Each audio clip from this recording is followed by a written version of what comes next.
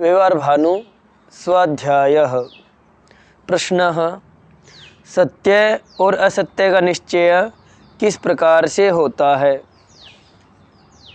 सत्य और असत्य का निश्चय किस प्रकार से होता है? मैं कुछ प्रश्न पूछूंगा, आप उत्तर बताना।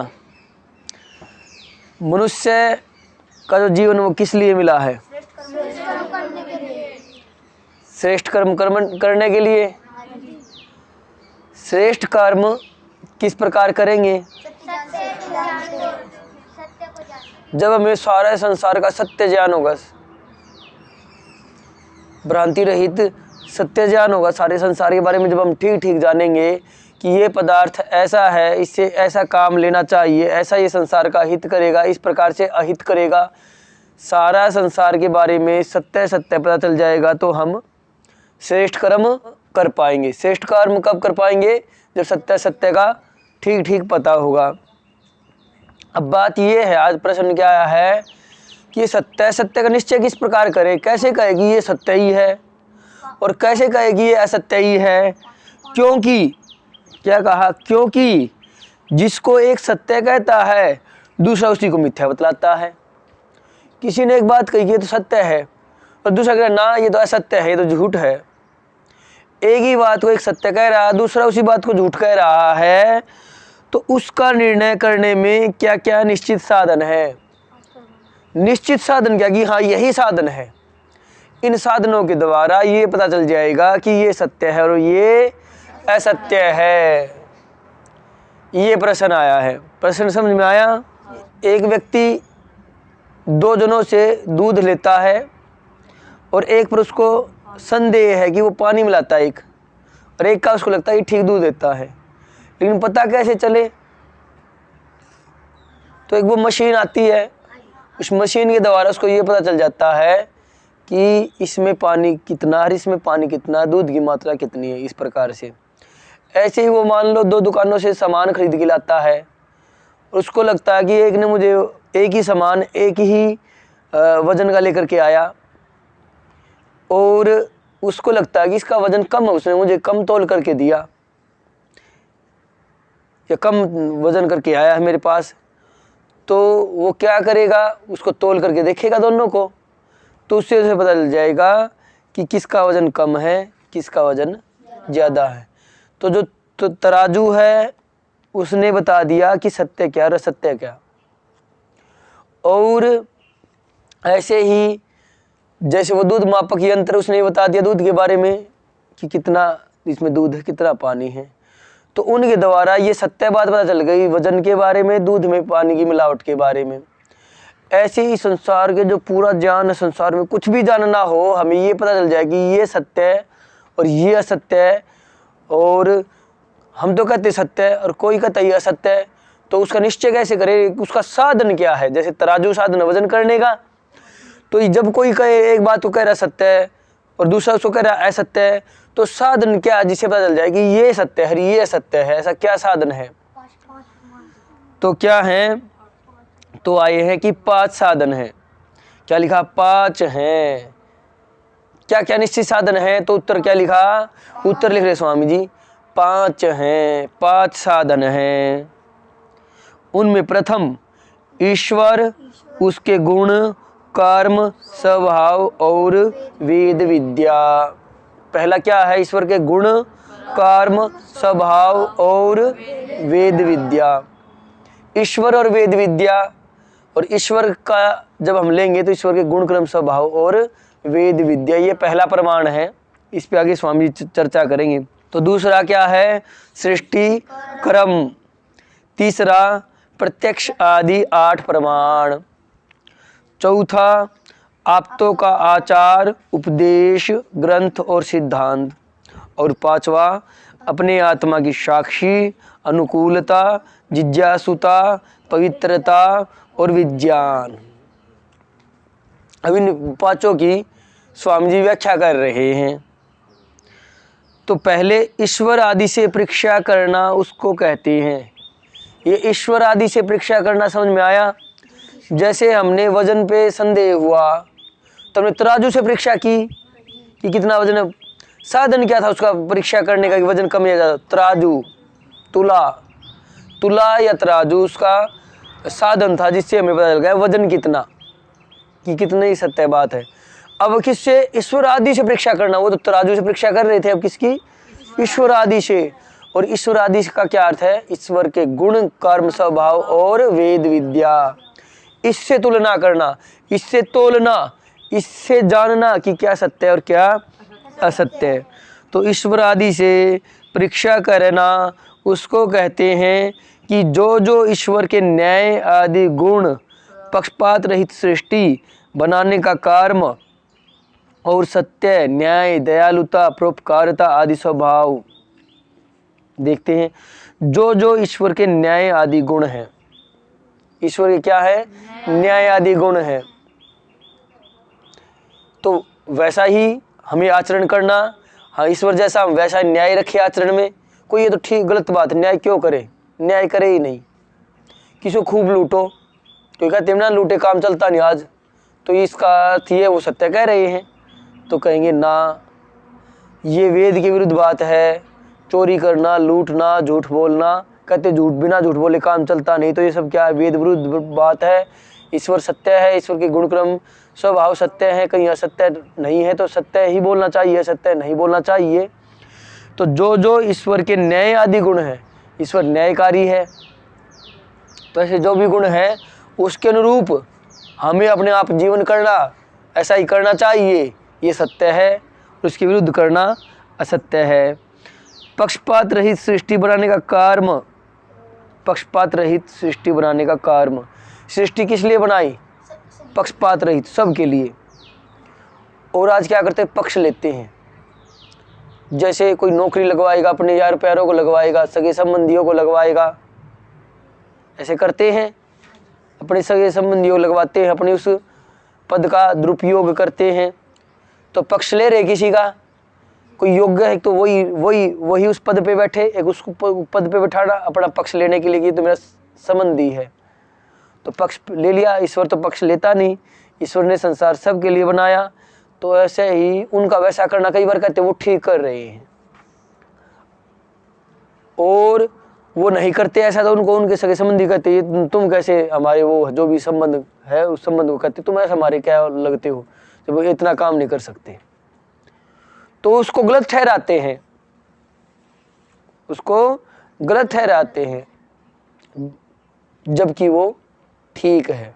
तो जो ईश्वर के गुणक्रम स्वभाव है, पक्षपात रहित सृष्टि बनाने का कर्म है, और सत्य, न्याय, दयालुता, परोपकारिता आदि स्वभाव है, और वेदोपदेश से सत्य धर्म ठहरे, वही सत्य और धर्म। इनके द्वारा, ईश्वर की दयालुता के द्वारा, न्याय के द्वारा, सत्य के द्वारा, सृष्टि पक्षपात रहित जो कर्म किया उसके द्वारा, न्याय आदि गुण हैं उनके द्वारा, परोपकारिता के द्वारा, हमें परोपकारी होना चाहिए या नहीं होना चाहिए, तो इनके द्वारा आदि ये जो स्वभाव हैं, और वेदोपदेश है, जो वेद का उपदेश किया है उसके अनुसार जो सत्य और धर्म ठहरे वही तो सत्य और धर्म है, और जो अधर्म ठहरे वही असत्य और अधर्म है। कोई ये कहे चोरी करना ठीक बात है तो ये वेद के अनुकूल नहीं है, वेद के विरुद्ध है। छल कपट करना वेद विरुद्ध है, असत्य बोलना वेद विरुद्ध है, तो ये ऐसे वेद विरुद्ध कार्य हैं। और पीछे क्यों पढ़े, क्यों ना पढ़े, क्यों काम करे, मरना तो है ही। तो वेद पुरुषार्थ की आज्ञा देता है, पुरुषार्थ करो, बहुत पुरुषार्थ करो, सत्य कर्मों में, अच्छे कर्मों में, परोपकार कर्मों में, न्याय कर्मों में बहुत पुरुषार्थ करो। और कोई कहे क्यों करे तो उसकी बात को हम सत्य कैसे मान ले, वो वेद विरुद्ध होने से। जो वेद कहता है वो सत्य है, जैसे ईश्वर के गुणक्रम स्वभाव है उनके अनुसार जो है वो सत्य है, और इससे जो विरुद्ध है वो असत्य है, जो इससे विरुद्ध है वो, ये एक प्रकार बताया सत्य और असत्य की परीक्षा करने का। तराजू से परीक्षा करते हैं वजन की, ऐसे ही परीक्षा करना है। इससे हम संसार में अनेक उनका परीक्षा कर सकते हैं। अनेक ऐसी बातें आपके सामने आएगी जो संसार में जाओगे और अनेक समस्याएं, आपको ये लगेगा ये सत्य है, ये सत्य है। तो ये जो एक प्रमाण है इससे आप जान सकते हैं कि सत्य है क्या और असत्य है क्या। और आगे लिख रहे जैसे कोई कहे, अब कोई कह रहा है, एक बात कह रहा है कोई, और उसकी स्वामी जी परीक्षा कर रहे हैं, वेद से और ईश्वर के गुण कर्म स्वभाव से परीक्षा करेंगे कि ये सत्य या नहीं। जैसे किसी ने कहा कि बिना कारण और कर्ता के कार्य होता है, बिना कारण और कर्ता के कार्य होता है, सो सर्वथा मिथ्या जानना, सो सर्वथा मिथ्या जानना। कोई के बिना कारण के भी कार्य हो जाता है, बिना कर्ता ही कार्य हो जाता है। ये है, मान लो किसी ने तिजोरी का ताला लगा रखा था, रात को पैसे गिन के रख दिए, सुबह ताला वैसा वैसा मिला, पैसे गायब मिले, और वो ये कहे कि अपने आप ही गायब हो गए, कोई ये कहे, कोई करने वाला ही नहीं उस कार्य को, अपने आप ही हो गए। तो आज संसार का एक नियम, बिना कर्ता कार्य नहीं होता, बिना कर्ता कार्य नहीं होता। और कई बार ये कहते हैं कि ऐसा कुछ जादूगर होंगे। जादूगर तो क्या है, वो भ्रमजाल है, एक प्रकार का भ्रमजाल पैदा करते हैं, ऐसा दिखाते हैं। तो हवा से ऐसे हाथ करेंगे, कहीं यहाँ से होता है उनका कुछ धागा सा, उसको धकेलते हैं और ऐसे कर देते जैसे कबूतर हाथ से पैदा हो गया। और कई बार गलियों में घूमने आते हैं, पत्थर सा या कोई मूर्ति सी पैदा कर देंगे, कह देंगे देखो ये भगवान प्रकट हो गया और इसको रखो और इतना वो दो और तुम्हारे काम बन जाएंगे सारे, और वो कर दिया। पहले उसके पास कोई सामग्री नहीं, कोई सामग्री नहीं, और फिर वो पैदा हो गया, बिना कारण के कार्य हो गया, बिना कारण के कार्य हो गया, बिना कर्ता के कार्य हो गया। कोई ये कहे तो क्या वो सत्य कह रहा है? ऐसी ऐसी बातें आएंगी संसार में, इसकी परीक्षा करनी पड़ेगी, ऐसी ऐसी बातें, बहुत बातें आएंगी। तो ये बात ठीक नहीं। वेद में आता बिना कारण और कर्ता के कार्य नहीं होता, ये वेद में आता है, बिना कर्ता और कारण के कार्य नहीं होता।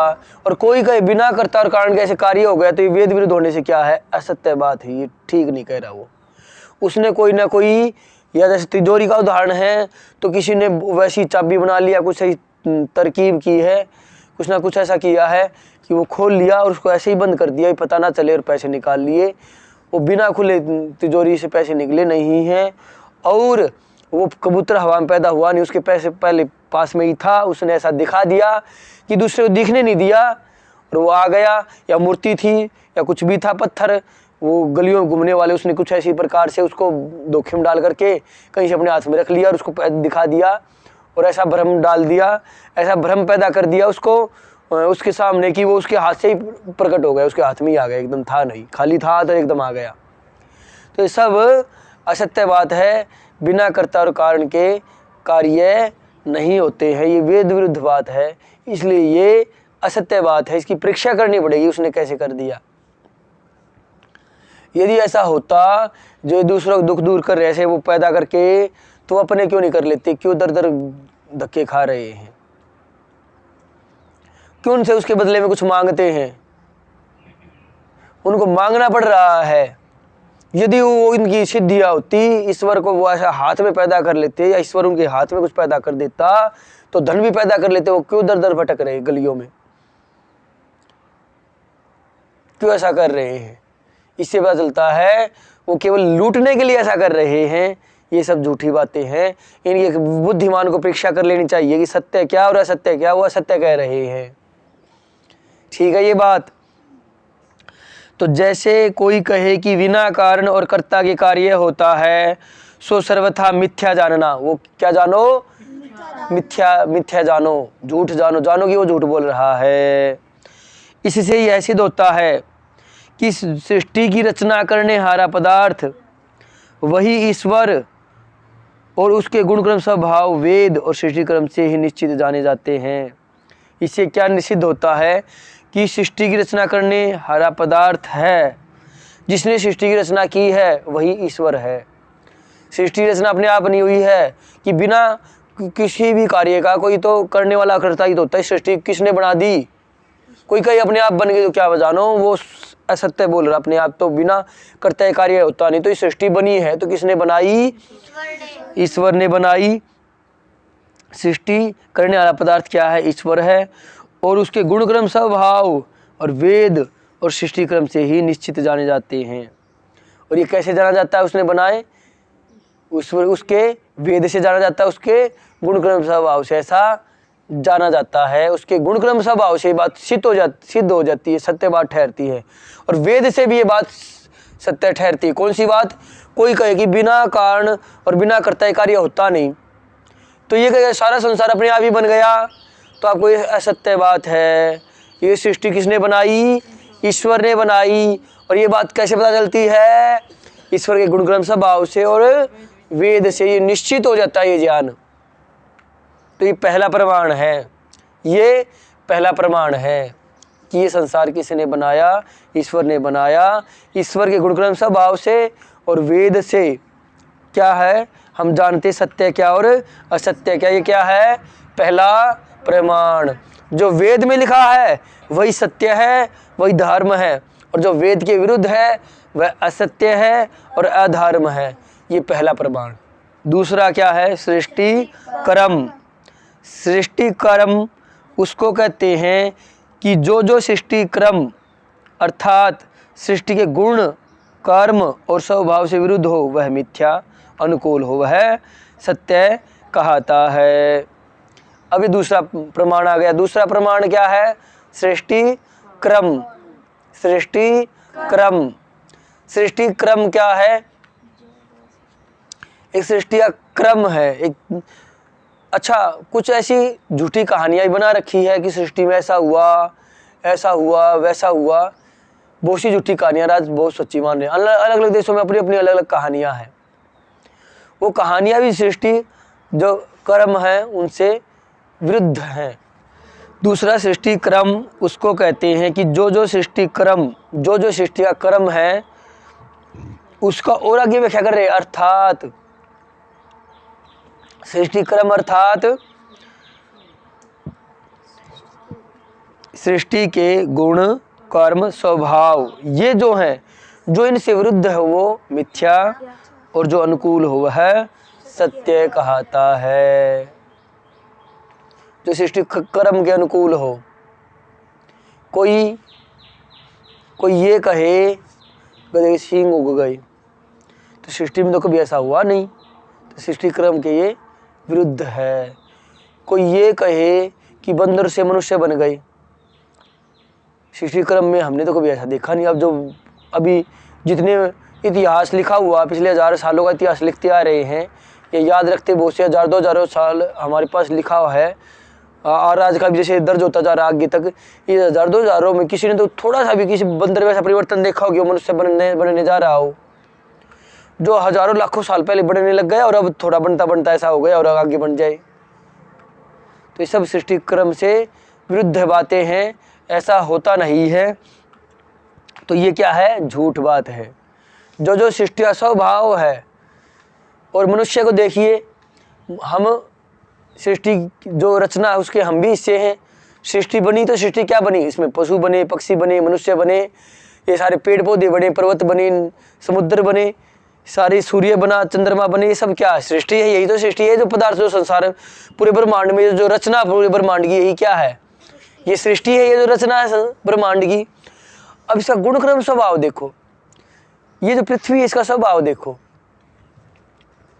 हम बने, हम देखो हमें किस प्रकार से बनाया गया है। हमारी आँख ऊपर लगी हुई है, आँख ऊपर लगी हुई है। इससे ये तो हो गया कि सृष्टि अपने आप नहीं बनी। यदि अपने आप बनी होती तो आँख कहीं पे भी होती और ऊपर होती है। किस ओर होती है? जिस ओर हमारे पैर मुड़ते हैं। हमारे पैर आगे की ओर मुड़ते हैं, पीछे की ओर? आगे की ओर मुड़ते हैं, और आँख भी आगे ही है। और हम उसी तो ओर चलेंगे जिस ओर मुड़ेंगे। आप पीछे की ओर चल के देखो, कम चला जाएगा। आगे की ओर मुड़ते हो, आगे ही चला जाता है। और जिस ओर मुड़ते हैं पंजे भी उसी ओर निकाल दिए फिर, यानी पंजे पीछे मुड़ते आगे की ओर हो। और आँख नीचे एडियो में लगा देते, कान एडियो में लगा देते। हमारे पास ज्ञानेंद्रियां हैं, पांचों ज्यादातर यहीं पर है। देखो, देखने की भी ऊपर है, सुनने की ऊपर है, सूंघने की भी ऊपर है, और रसना की भी ऊपर है, और त्वचा तो पूरे शरीर पे ऊपर भी है। पांचों इंद्रिया, देखने का दूर से दूर तक का, सुनने का और ऊपर उठ के दूर तक का, सूंघने का दूर तक का और ऊपर लगा, जितना ऊपर हम हो सकते थे। और फिर ऐसे ही ये रसना इंद्री भी यहाँ क्योंकि बोलने भी काम करती है, कर्मेंद्री भी है, आवाज़ लगानी तो दूर तक आवाज़ जाए तो ऊपर लगाए। तो सारा ऐसी रचना, ये सारे ये यंत्र कहीं और होते, हाथ आगे की और पीछे की ओर होते। इससे पता क्या चलता है कि हम जितने कार्य कर सकते हैं शरीर से उतने कर सके, ऐसा ये शरीर हमारा बना है। ऐसे ही अन्य जानवरों का है, पक्षी जिस ओर उड़ते हैं उसी ओर उनका मुख है, पीछे नहीं है। जानवर किस ओर चलते हैं उसी ओर उनका मुख है, उसी ओर कान, उसी ओर नाक है। तो इसका अर्थ क्या निकला कि सृष्टि का स्वभाव, ये सृष्टि रचना जो है, अब देखो और सृष्टि रचना देखो, पहाड़ों को देखो, परमात्मा ने बर्फ बनाई, फिर संसार का सबसे ऊंचा पर्वत है हिमालय, वहाँ चढ़ जाएगी बर्फ, कहाँ चढ़ा, आदि बादलों के माध्यम से वहाँ, और फिर वो पिघल भी जाती है और पानी आकर के, पानी से वो नदियाँ में आएगा, नदियों से वो समुद्र में जाएगी, फिर उठ के वहाँ जाएगा। तो देखो पानी की कैसी व्यवस्था कर दी कि हम कितना उपयोग ले सृष्टि से अत्यंत। फिर गाय बनाई, उससे हम दूध मिल जाता है शरीर की पुष्टि के लिए, पेड़ बनाए, फल मिल जाते हैं, शरीर की पुष्टि होती है, ऑक्सीजन मिल जाती है, हमसे पेड़ हुआ कार्बन डाइऑक्साइड मिल जाती है, वो हम पे निर्भर हैं, हम उन पे निर्भर हैं। सारा देखो सृष्टि का स्वभाव। फिर सूर्य है, उससे तपिश मिलती है, सूर्य बनाया, पृथ्वी को घुमाया, और घूमते घूमते देखो दिन रात का चक्कर बनाया, रात भी लाभकारी, दिन भी हमारे लिए लाभकारी, दिन से भी हमारा शरीर मजबूत बनता है, रात से आराम मिल जाता है, काम करने का शरीर बनाया, सारा सिस्टम स्वभाव देखो सृष्टि का कैसा गुणक्रम स्वभाव है, कर्म करने का, कर्म करते रहो। और कोई कहे कि क्यों कर्म करें, तो सृष्टि का गुणक्रम स्वभाव देखो, उसके विरुद्ध बात है, ये असत्य बात है। कोई सींग सृष्टि में जो अपने कार्य होते देखे, कोई उसके सींग जाम गधे के सींग देखे, तो कहो सृष्टि क्रम के विरुद्ध बात है। सृष्टि का स्वभाव पुरुषार्थ का, तो हमें पुरुषार्थ करना चाहिए, नियमों में रहती सृष्टि तो नियमों में रहना चाहिए। सृष्टि के गुण कर्म स्वभाव के अनुसार जो है वह सत्य है, और जो विरुद्ध है वो असत्य है। जैसे इसमें कह रहे, कोई कहे कि बिना माँ बाप के लड़का हो गया, बिना माँ बाप के लड़का पैदा हो गया, तो सृष्टि जो क्रम है उसमें तो ऐसा कभी देखा नहीं।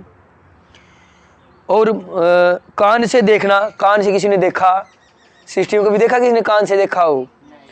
और आँख से बोलना आदि होता हुआ है, और कोई हुआ है उसने आँख से देखा और उसने कान से देखा, ऐसा सृष्टि में हुआ है। ऐसी छोटी छोटी कहानियाँ मिलेंगी।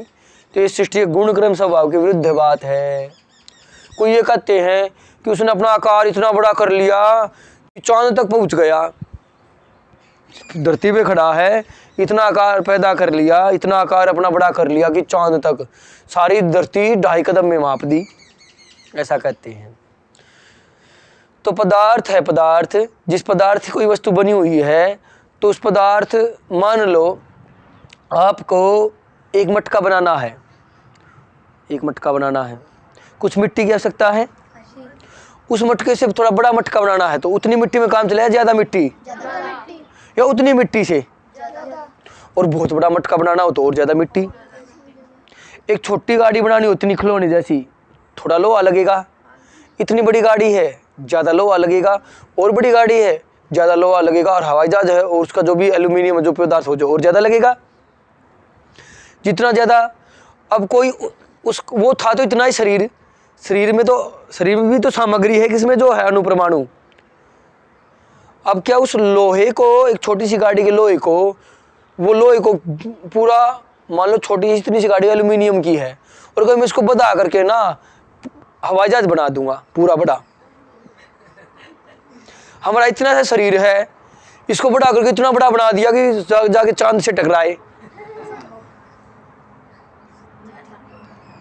क्या सृष्टि के इन पदार्थों का ऐसा गुणक्रम स्वभाव, क्या इन सृष्टि के जो ऐसे गुण है इसमें, इसे ये जो पदार्थ है, जो सृष्टि की रचना में जो पदार्थ है, क्या इसका ऐसा इसमें गुण है कि इतना बढ़ जाएगा, और सृष्टि के इन अणुपरमाणुओं की जरूरत होगी, इसमें और जोड़ेंगे तब बढ़ेगा। तो सृष्टि के गुण, जो गुण है सृष्टि का, ये जो पदार्थ है, इनके विरुद्ध बात है, ये असत्य बात है।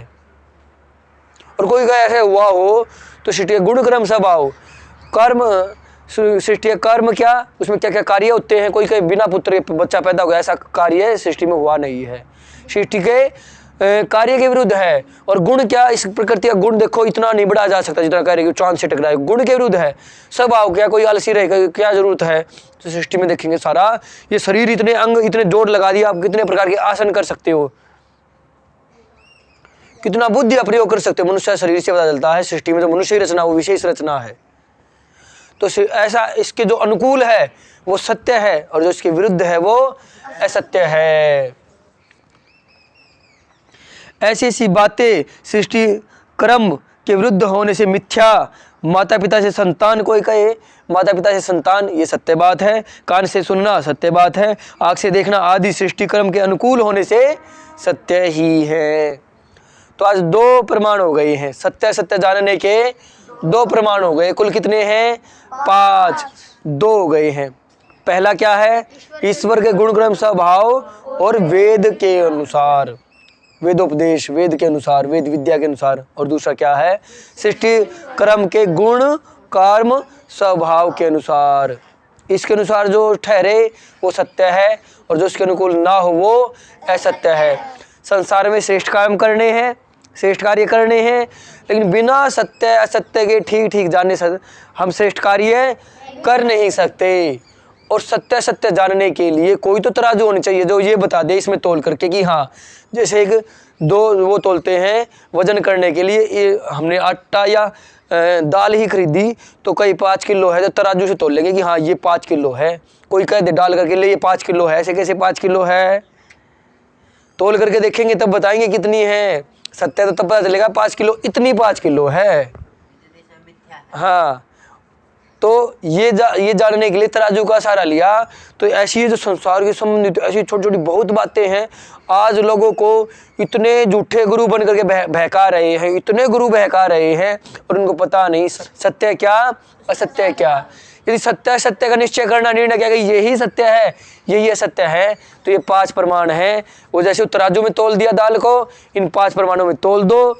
जो इनमें ठीक ठहरे वो सत्य है और जो गलत ठहरे वो असत्य है। यदि सत्य सत्य को जान लिया तो ही श्रेष्ठ काम कर पाएंगे। लेकिन कहेंगे हम श्रेष्ठ कार्य करना चाहते हैं, सत्य सत्य जानते नहीं, तो हमसे उल्टे काम हो जाएंगे। यदि सत्य ज्ञान होगा तो ठीक को ठीक जानेंगे, गलत को गलत जानेंगे।